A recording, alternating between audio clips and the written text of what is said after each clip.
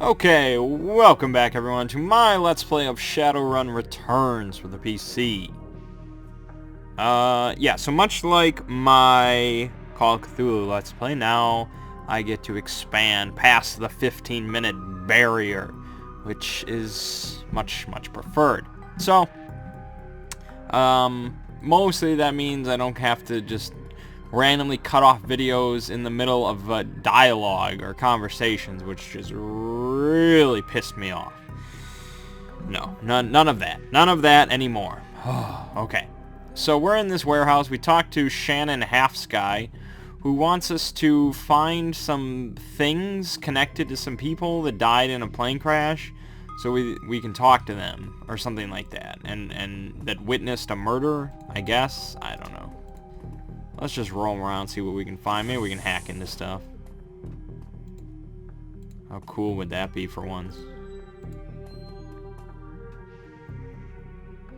The researcher's work cyber terminal has been left on, presumably by the Lone Star investigators. Read the notes for case file number 95. Case file number 95. Federated Boeing jetliner, blah blah blah, corporate owner Ares, plane had several mechanical issues resulting in a mayday at 3:04 a.m. on June 17, 2053. 2:45 a.m. the pilot reported that the altimeter, I don't know, was reading in the negative values. The co-pilot takes over the controls as the pilot leaves the cabin to investigate the rear of the plane. 2:58 a.m. Pilot cannot be contacted or located by a plane steward. 3:04 a.m. the co-pilot radios in a mayday. 3:12 a.m. the plane crashes into an empty field in western North Dakota. Number 96. Number 96, Pratt and Whitney unmanned. Ares, redacted, SCP, blah blah blah. 98. File's been corrupted, oh boy. Private notes. The notes that appear on screen pertain to NTSB case file number 96, the crash of an Ares jetliner near the UCAS and Sioux Nation border. Crash is reportedly the result of an equipment failure. Reading further into the investigator's notes, however, you find substantial evidence linking the crash to an experimental Renraku research initiative. This information could be worth a great deal to the right buyer. Download the researcher's notes to your PDA. Isn't Renraku like the coolest of the corporations? Isn't that where all the cool shit happens? Maybe I'm mistaken. I have limited knowledge. It sounds cool. It's Renraku. I don't know. This appears to be the victim's locker. The door is slightly ajar. Inside you see several of the dead man's personal items. Inspect the toothbrush. Blue toothbrush is still wet from being used. It smells of mint and cigarettes. Okay, the comb. As you reach for the comb, the hair on the back of your hand stands on end. And when you take it off its little shelf, your heart thumps in your chest. Hard.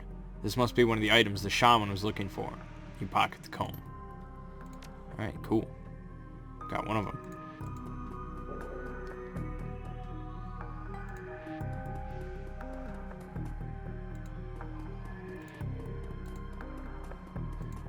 Here we go. You don't need to go right now. Okay, so there will be a time when I do need to go. The old poster depicts a svelte young woman posing with an assault rifle.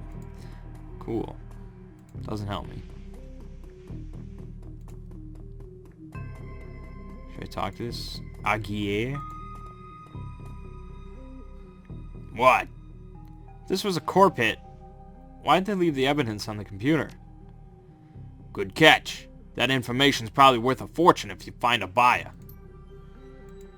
And find a buyer I shall. That's what I do. Alright, this is locked, and there's no way in, so...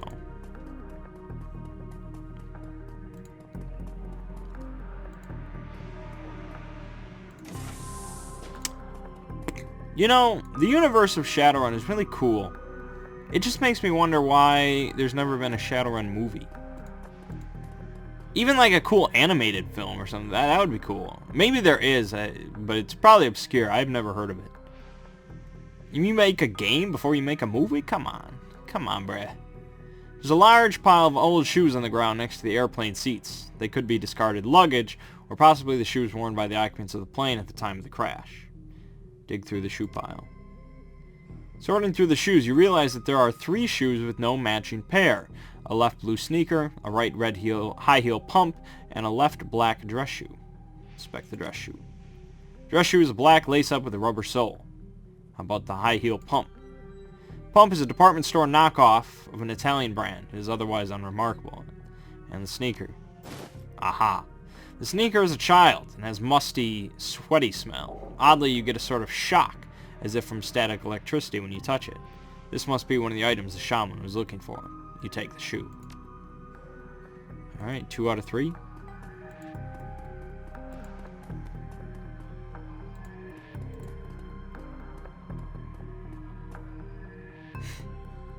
It's hard to say whether this is a heap of items and refuse recovered from a plane crash, or simply trash that hasn't been taken out yet. The things I do for business. Dig through the trash. A sticky substance of some sort seems to have seeped through the trash pile, and your hands are quickly covered with the stuff.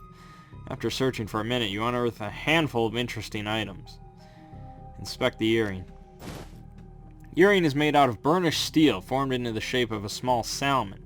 An intense, primal fear washes over you as you touch its surface. This must be one of the items the shaman was looking for. You take the earring. Alright, well, let's check the rest. Dented lunchbox.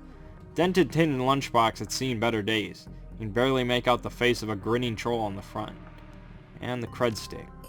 Surprisingly, the cred stick is still functional. You slot it into your PDA and 200 new yen is added to your account. Hey, it's in the trash, man. Alright, I think we got the 3 things, so let's see what Shannon has to say. Weirdo shaman types. It feels as though you have found enough objects. Yes, here they are. You hand her the objects you found. She closes her eyes and chants over them for a time. When her eyes open again, they're filled with tears. Thank you. These items are all I will need. It shouldn't take me long to... What the hell is this? Oh shit, McCluskey! We're all in deep shit now. Officer Aguirre trails after the detective, only meeting your eyes for a moment. She's the victim's sister, sir. This is a crime scene, officer, not some Salish drum circle. Isn't it standard procedure to contact the next of kin? Ma'am, consider yourself contacted. Now get the hell out. Come on. If we stay much longer, I'm liable to do something I'd regret. Or worse, something I'd enjoy. Yeah, well, why are we leaving then? Come on, let's do it. Damn it. Damn it. That man is an ass. She stares daggers at McCluskey from across the warehouse. But there's no helping it now. I should just be grateful you were able to collect these items before those clods carted everything off. Can we still summon the spirit? Not from here, I'm afraid. Spirits such as these have domains to which they are anchored. We need to get back in there. Rent-a-cops like these won't tie up the place for long. Agreed. I expect it will be clear by nightfall. You sure you're up for this? It may be a rabbit hole, but I have to get to the bottom of it. Whatever your reasons, I thank you. Now, since we have the time, you should probably enlist some help. They may post security overnight. I'm going to go out on a limb and say you know where to find the kinds of people we need. The best money could buy. Good. I'll put up the money if you find the bodies. She produces a fistful of crumpled new yen from inside a leather pouch, starts to count it out, then shoves the whole wad at you. Meet me back here at midnight. Spirits will be strong then. Like physical new yen she just handed me? Wow. I guess it's not as far in the future as, Shadowrun should be. As you start to leave the warehouse, your comlink chirps and the face of Coyote pops on the screen. Coyote looks tense. Hoy, Mangg. You in the middle of something? Just getting jerked around by Lone Star. Same old thing. I hear you. Her jaw sets. I don't know if I ever told you this, but I was born in the Royale. Beetle pushers like Stevie J ran the squats. Ran my world when I was growing up. Sounds nasty. Her brow furrows. It was. For all kinds of reasons. I have a cousin, Gino, who's been missing for months. He hit the sprawl about a year ago and immediately fell in with some tweakers. Bad guys. They hooked him on high-amp dream chips and started using him for all sorts of dreck. I tried to help him, but he pushed me away. Then he disappeared. Been shooting up Beetle Labs ever since trying to find him. So, here's the thing. Her face lights up. She's running hot. Has a serious edge. You know exactly where he is this time. Got an old friend who eyeballed him herself. I'm on my way. Paco's with me, but we could use another hand. You in? I need you right now.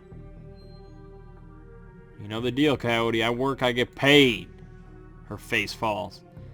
I got nothing, man. Call it a favor?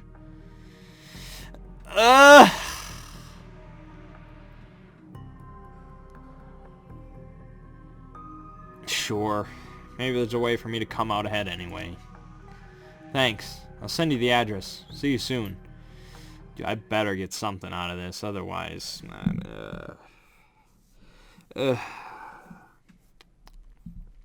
Coyote's Crusade. Cluster of dilapidated buildings where Coyote told you to meet her appears to be the remnants of a public housing project. The buildings look like a cesspool filled with human debris. You find her standing with Paco on a street corner, eyeing the roofs, the doorways, the windows. Despite his attempts to engage her, Coyote barely says a word as the three of you weave your way through the tenements. She walks purposefully, her new cyber hand flexing open and closed with each step. It's unclear whether the action is voluntary or not. You circle around the back of a building, and Coyote jumps up, grabs the bottom rung of a fire escape ladder, and pulls it down. Without a signal, she starts her climb towards the roof. Paco looks at you worriedly and starts up the ladder. There's not going to be anything to hack in here, is there? Why do we always go to dilapidated places? Come on. Thanks for meeting us, Mangg. I owe you one. Maybe I can find a way to make this pay off. You never know. She brightens. Oh, hey, listen. I got good news for you. You know Sam's sister, Jessica? One of my contacts found her for me while you were on your way here. Called her and asked her to meet you at the Union later today. Hope that helps. Good job, thanks. She looks at you, her scarred face soft. Least I can do. Alright, let's get this done. My cousin Gino should be in one of the squats past the door up ahead. Here there's a whole lab set up in there. From my experience, there's usually a lookout watching for cops outside, and a guard at the door inside. Like I said, don't know how much firepower to expect, but these guys are nasty, so stay on guard. I just want to get in, grab Gino, and get out. Right behind you, babe. Let's do this. Yeah. Alright, well, you know, diplomacy first. Or I guess bluffing first. Orc looks twitchy, his eyes rolling in his head. Scans the three of you, looks past to see if there are others, licks his lips, and nods throughout as if going through some internal checklist. Oi, oi, how you doing? Good day for a trip, ain't it? She leans in, whispers in your ear. This guy's a clocker, trades work time for chips. Part salesman, part lookout. Probably has a signal device for the guys inside. Want to go on a ride? You forget you're a halfer for a while. You sell beetles, right? He grins a lopsided grin. Oh yeah, chummer. Oh yeah. Better than life. Definitely better. Dream chips, mind benders, sim stim, sim sense without peak limits, high octane intensity. What kind of rides can I go on? We got it all. All of it. We got it all. Yeah. What you want to do? You want to do some crime? You want to be bad? We can hook you up. Don't roll that way? Want to be a hero? Be a hero. We got fairy tale Drek chummers love. You name it. And you can slag and frag to your heart's content. That's a real thing, right? Slagging and fragging. Don't matter what the trip as long as there's slagging involved, right? I feel like, honestly, if we ever invent shit like this, like just, you know, where you can put things into your brain and just kind of escape like that, this is pretty much what will happen to society, you know? Better than life, man. That's freaking scary, but hey, I would do it, I guess. Alright. Coyote's eyes are hard, her pupils tight little pinpricks of hate. You do snuff too, don't you? Clocker looks around, more nervous now. Maybe, yeah, maybe. For the right price, you can feel it. What it's like to die. What it's like to kill. Okay. How does this place operate? How do I get in?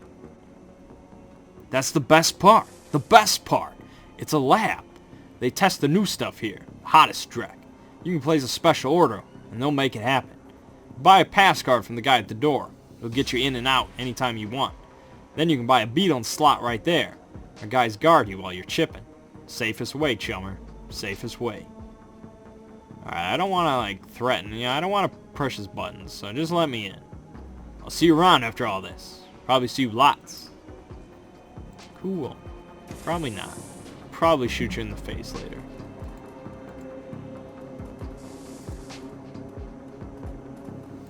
Alright, that's the guy at the door, so we're going to talk to the outside person first. The woman is probably in her 30s, but hard times have aged her. She looks at you with concern. Don't do it, friends. Don't slot that Drek they're selling. Beetles are killers. Theirs most of all.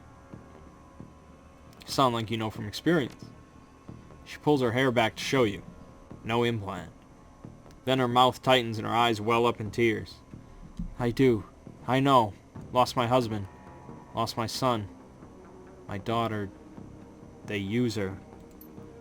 To record, tears stream down her face. Holy shit. Do you have a pass card to get in there? No, but Jamal has my son's card. Took it off him when his brain fried. Jamal's down the hall.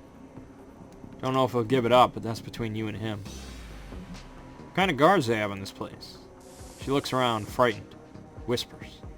They're serious. This place is backed by the Yakuza. Japanese mafia. Oh man. How many? What kind of firepower? There's a guy on the door. Charlie.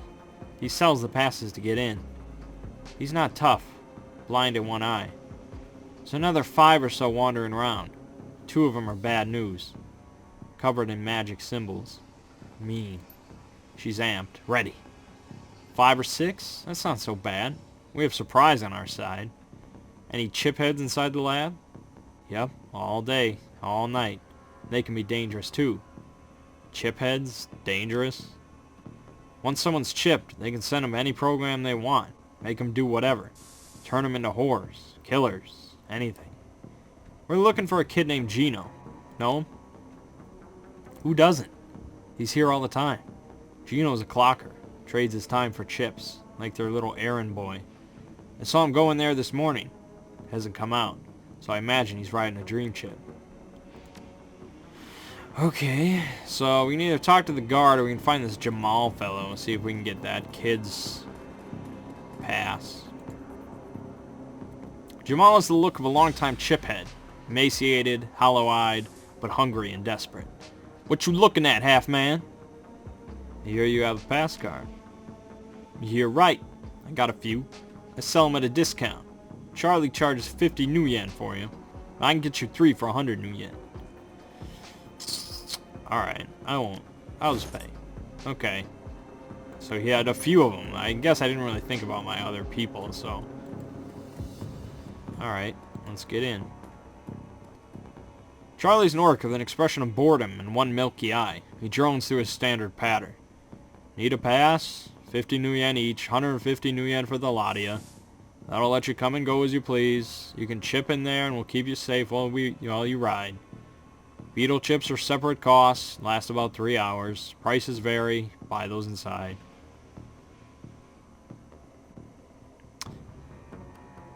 I could do this, but what's really the point? Other than I can do it. Yeah, screw it. I want to take a look around first. If the selection's good, we'll give you 200 new yen on our way out. His good eye twitches as he thinks. Yeah, sure, the math works for me. See you on the way out. Oh, we'll see ya on the way out. Let's get in there. So I kind of wasted my money, but nah, whatever. This is an interesting place.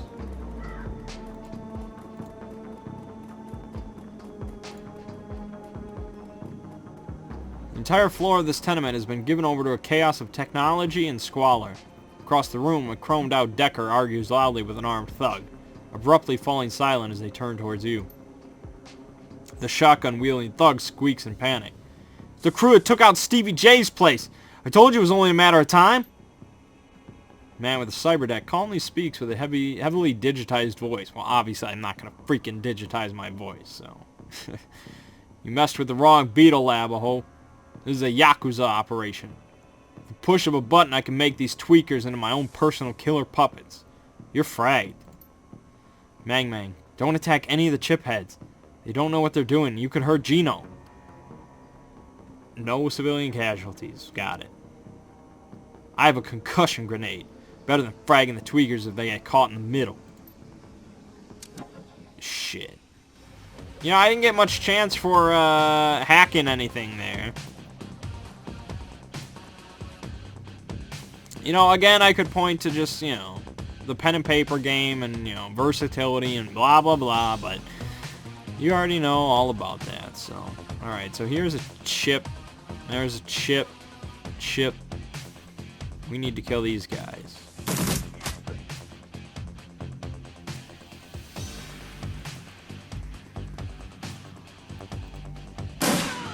Done.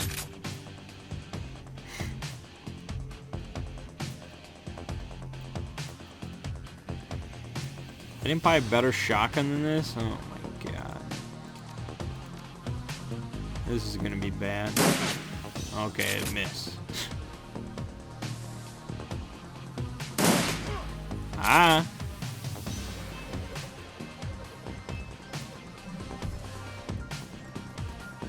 Okay, I want to check the radius on that concussion grenade.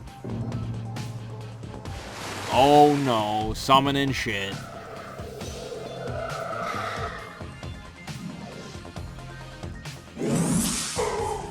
That's bad. This was just a dumb plan, by the way. I don't know if they realized that. Okay. Alright, not a huge...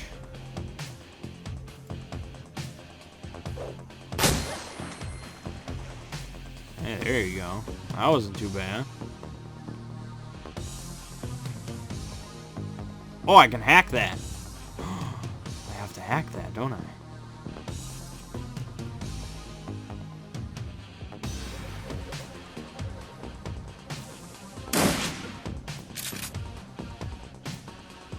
Dude, Mangg, get over there. Get over there, bruh. Hacking in the middle of combat is what I always wanted to do.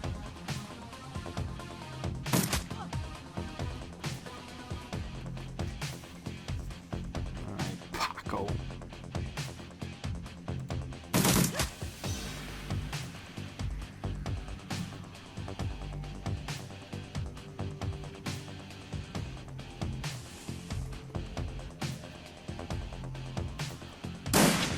Shut that Decker down. Okay. Yes. Put those in. Confirm. Okay, I'm jacking in. Jacking into the Matrix, guys. We'll see what happens.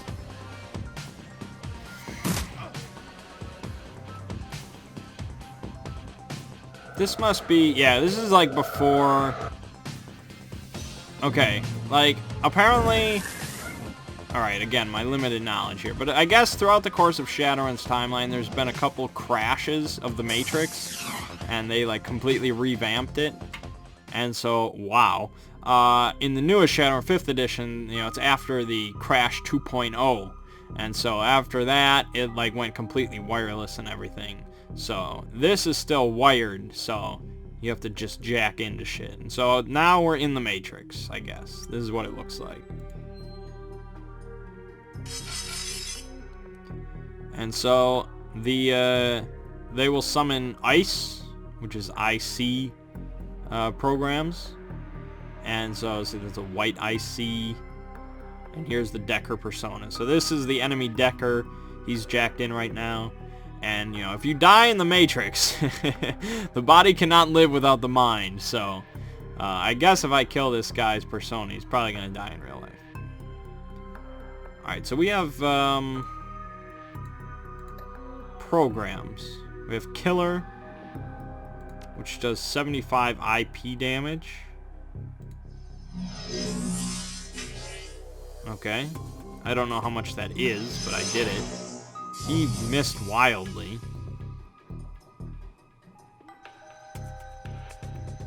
I'm kind of outnumbered here, that's the problem. Okay, that's 75 IP damage. It only took him down that much, so...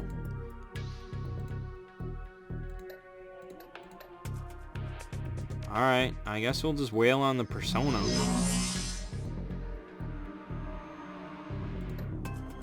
Okay, I can't use that. And I haven't been hit, so that's pointless. So I guess we just end the turn? Oh no, I don't want to jack out. End. Okay, so they're hitting me now. I can hit him again. He's dead. And I can heal myself.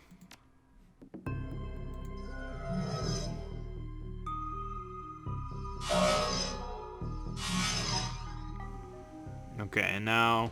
Yeah, Matrix Initiative is different than regular Initiative, so now it switches back. There's a lot of people here.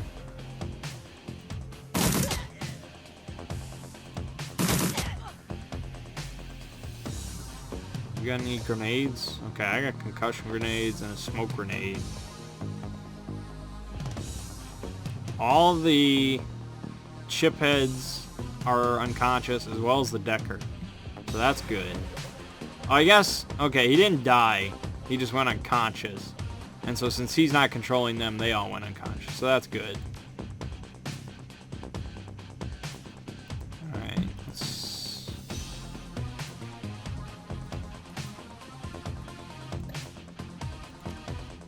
Oh, that requires 2. Oh, that's great.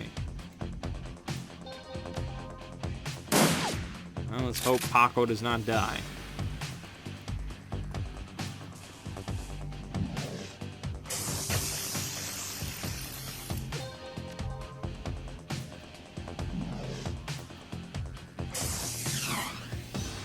Okay.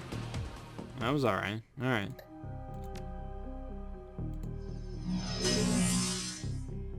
It's gonna take 3 hits from this to kill him? Oh my goodness.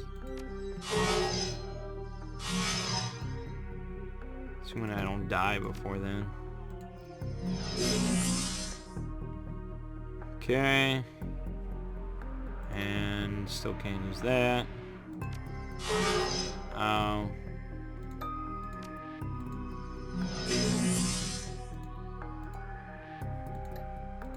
Medic.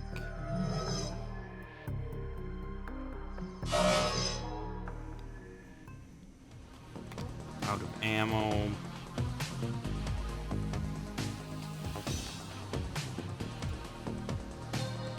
Do that. Do that. Live with it. Concussion grenade.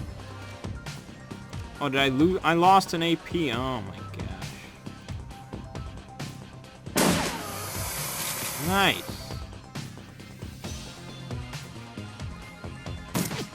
Decker's awake.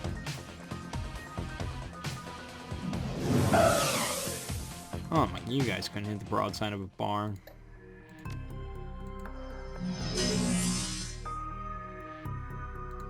Oh, I can regularly hit them. Oh, I don't have to use killer. Oh, okay. Well, shit. Okay, and then I just head to this. And now I own it. Better than life database management system. Forcibly end the puppet's beetles, but decking. Gently wind down the puppets. Haha! I finally got to deck in and do something amazing. Alright, so now we want to go jack out the easy way so we don't suffer dump shock. Cool.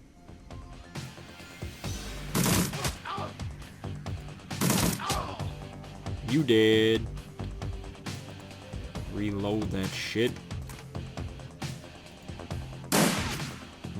Okay. And Mangg is back. That's good. Think I can kill this guy? Nice! Kill that Decker.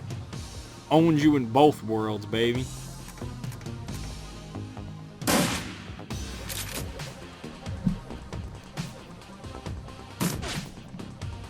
See, having longer videos is just so much better in every way.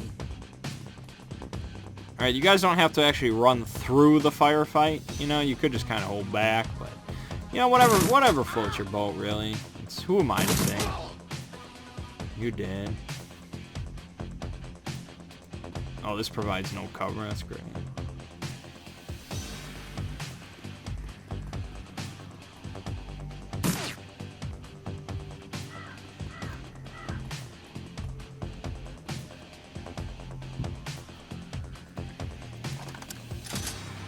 I got that burst fire. Aimed burst.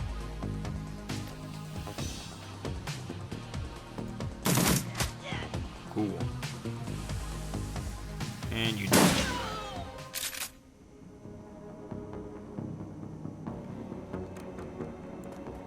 Nicely done. I contributed. Do not let any chipheads die. Excellent.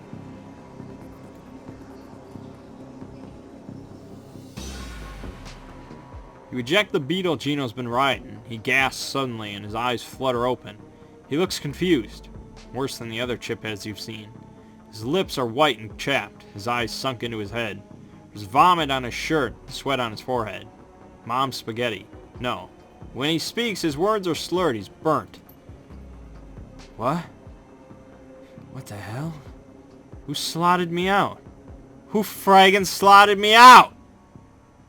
Coyote's shaking. She looks horrified. Gino, it's me. It's Carla. Gino looks at her with glazed eyes. No recognition. Slot me back in, goddammit! This is bullshit! I don't want to be here anymore. Slot me back in! He looks around the room angrily. His hand reaches for his implant. Coyote grabs his wrist. Stops him. Gino, no. Coyote, be careful. Gino wrenches his wrist from Coyote's grasp and he staggers back, reaches under his shirt and pulls out a gun. Coyote watches him, horrified, with tears in her eyes. Gino waves it around, blinking wildly. Back off! Just back the hell off! Take it easy, Gino. We're backing off. Presses his hands to the side of his head, his fingers still on the trigger. Squints. What the hell is wrong with you people? We're trying to help you. This is the way you help me? Look at this place! Look at me! He looks around at the squalor of the room, then glimpses his own reflection in the machinery. Oh God. Look at me. Put the gun down, Gino. Come with us. No. You can't understand what it's like out here. I'm naked. I gotta slot in. Get away. He points the gun at Coyote. You're not gonna stop me. I'll friggin' kill you first. Gino, no! Oh! Oh, put him down. I'm sorry, Carla. I'm so sorry. Coyote looks to you, tears in her eyes, and a chocolate bar in her hand. He was totally zoned. You had no choice. I'm not stopping. Not now, not ever. She looks at Paco. Back at you. The angel of death. A real rain is coming to Seattle. It's gonna wash the scum off the streets. You're gonna burn every mother fraggin' beetle shop in the sprawl until they are gone. Every mother fraggin' one.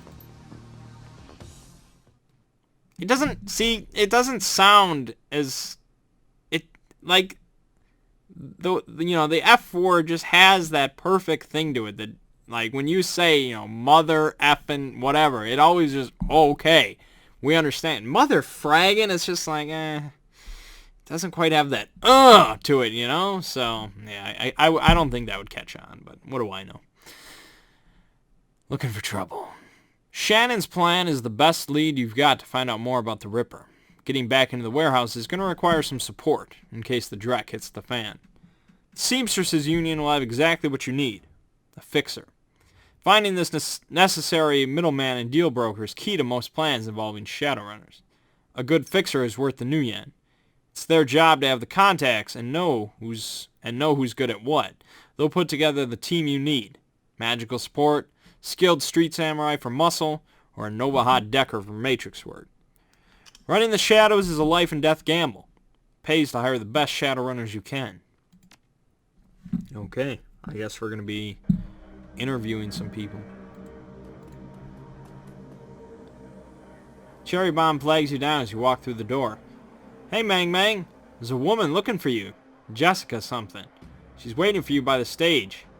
Bellevue type. Wouldn't order anything. Won't touch anything. I think she's afraid of diseases or something. Thanks, Cherry. No charge, chummer. Why's the bar so empty? We don't get much action in the early afternoon. Just a few salarymen slumming Touristville and hoping to talk to Madam Sinful and some die-hard regulars. Madam Sinful? That's what the downtown folks call Mrs. Kubota. It's a Touristville thing. They like her to have a naughty name like that. Who's around? I just got in, but I think Coyote's cleaning the back bar. Mr. Delilah's hanging out in his usual place. The vendors downstairs came in a few minutes after me.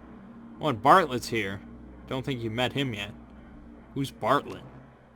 John Bartlett. Big presence at the end of the bar. He's in the biz. Connected. You might want to meet him. Is that guy still bothering you? You mean my ex? Shane? Yeah. No, he hasn't been in since last time. No calls or pages or handwritten notes either. Weird. He was so persistent. I guess he finally got the message. Maybe he'll find someone at that Universal Brotherhood of his and settle down. He's probably dead.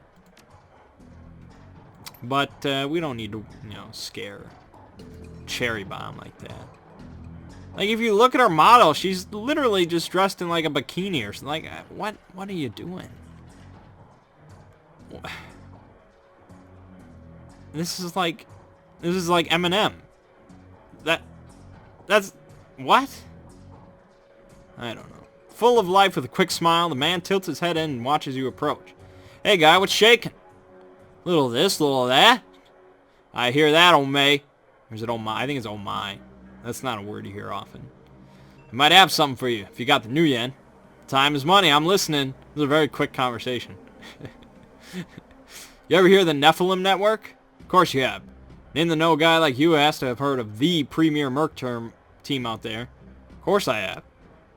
Then you know you can hire us to run with you when you need expert help. Not just any chube calling himself a runner. We cost more, but we're worth it. Alright, thanks for the tip. I'm very busy. Show me something worth my time or you walk away. Data from the NTSB. Renraku would pay to keep it quiet, and Ares would pay to know what it is. Got 800 new yen for something like that. Okay. Deal. It's done. I don't know about him double dealing, I guess. Or double dipping, whatever he said. Alright, Jessica. Ooh. Okay. At a glance, you can tell that Sam's sister Jessica is from a different world. The opposite of Sam in almost every way. Her suit is tailored, her eyes are sharp, and her style exudes authority. Miss Watts? Jessica Watts? She eyes you up and down warily. She does a good job of hiding it, but it's clear that she is well outside of her comfort zone. Yes? And you are? Mangg, I'm looking into your brother Sam's death. I was told as much on the phone. A woman who called herself Coyote contacted me this morning to inform me my brother is dead, that I should come to this place and speak to someone about an investigation. Sam didn't die of natural causes. He was murdered. She briefly casts her eyes skyward and gives a small shake of her head. I wish I could say it's a shock, but given the circles he ran in, Sam hadn't run the shadows in years. If you say, but even so, look at this place, these people, and you. She then furrows her brow, regarding you more critically. You're not with the police, are you? No, I'm not. That a problem?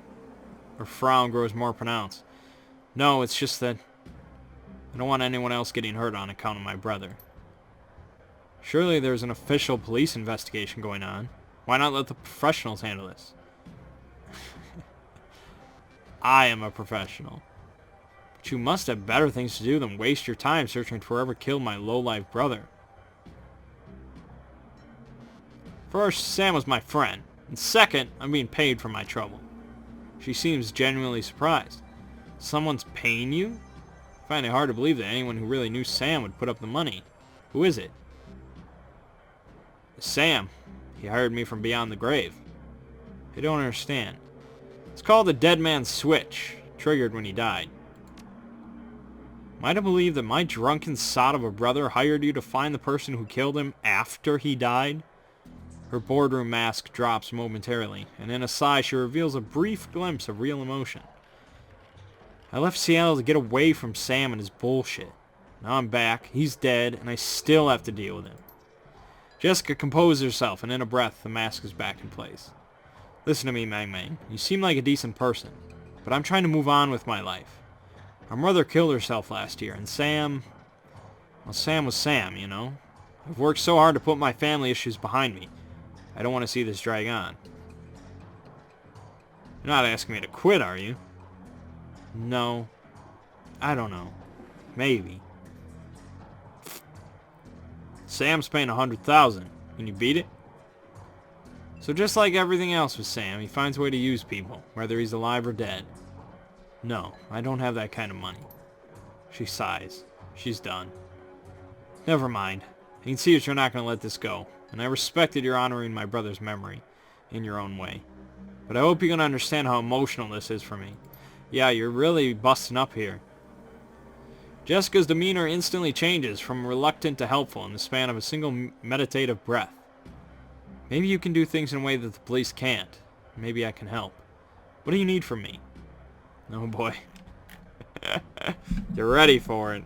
See, normally this would definitely, I'd have to cut off a video in here. No, we get to ride straight through it, baby. When was the last time you saw or spoke to Sam? It's been ages. Can't even remember. The bartender here recalls Sam complaining about arguments with his sister. I don't know what to say. Maybe he dwelled on the past when he was in his cups.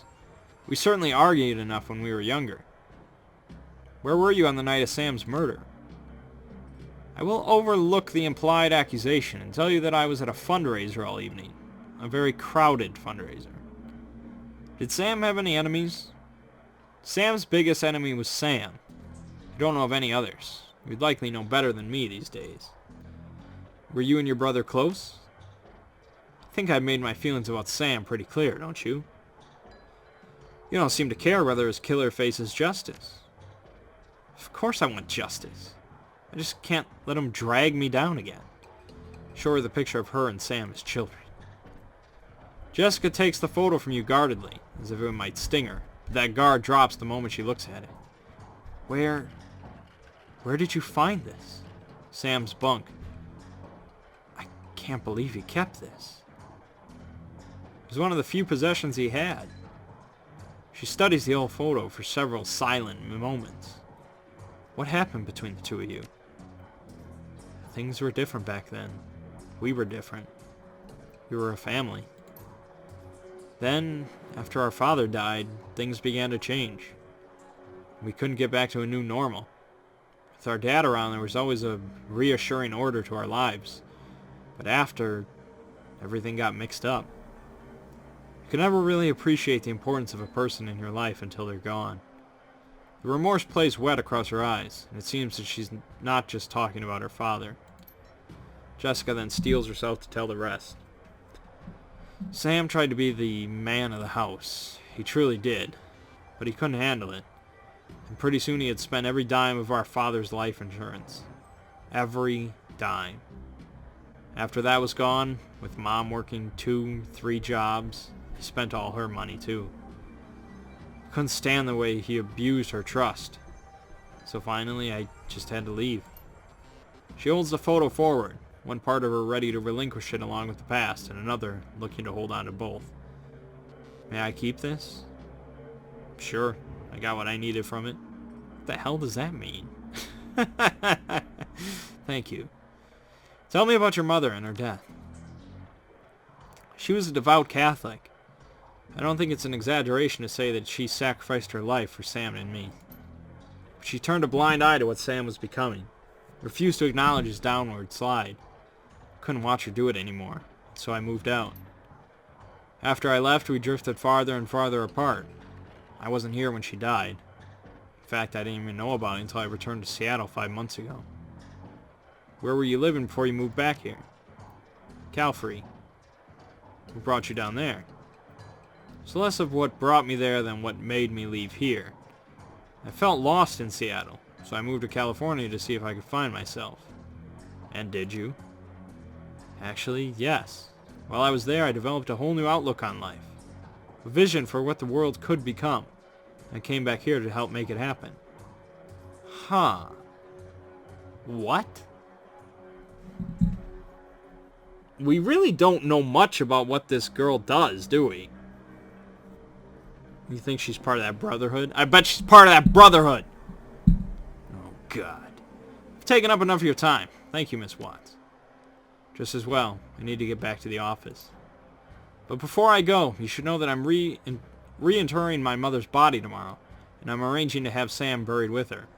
Funeral's tomorrow at Our Lady of the Blessed Sacrament, 7 o'clock. You're more than welcome to attend. Thanks. Goodbye, Mangg. I hope you find what you're looking for. Stay safe. Okay. Let's take a look at karma. Spend karma. What do we got? We're getting into the more decking thing, I think, now. So I need to make sure that's up to snuff. So I'm going to grab this and grab this. So now I can equip a better deck. See, here's this expert systems programs. That could be good. I'm going to grab a point in that again. Alright.